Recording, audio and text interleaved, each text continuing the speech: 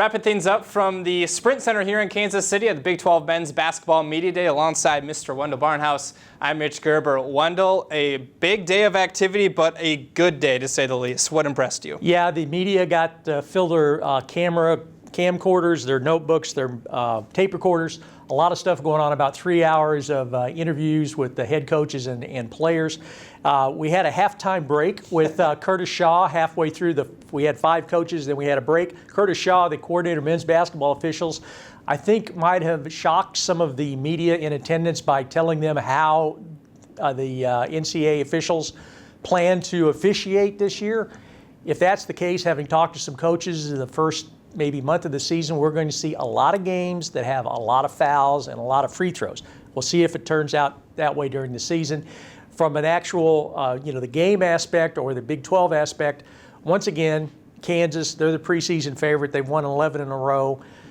Will somebody knock them off? I talked to George Niang of Iowa State. He begrudgingly admitted that what Kansas has done is very impressive. Mm-hmm.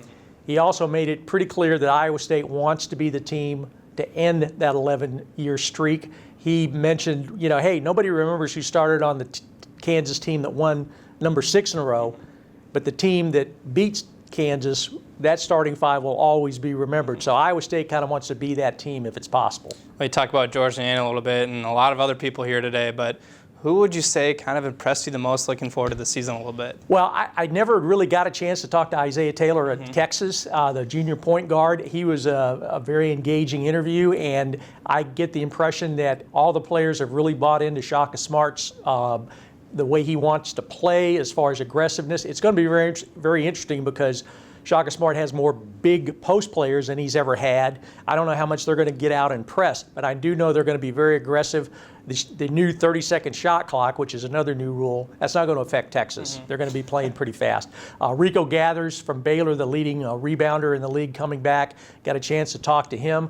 I shook hands with him. My hand disappeared in his hand. He is a big individual. And Devin Williams, who I think wants to unseat Rico Gathers.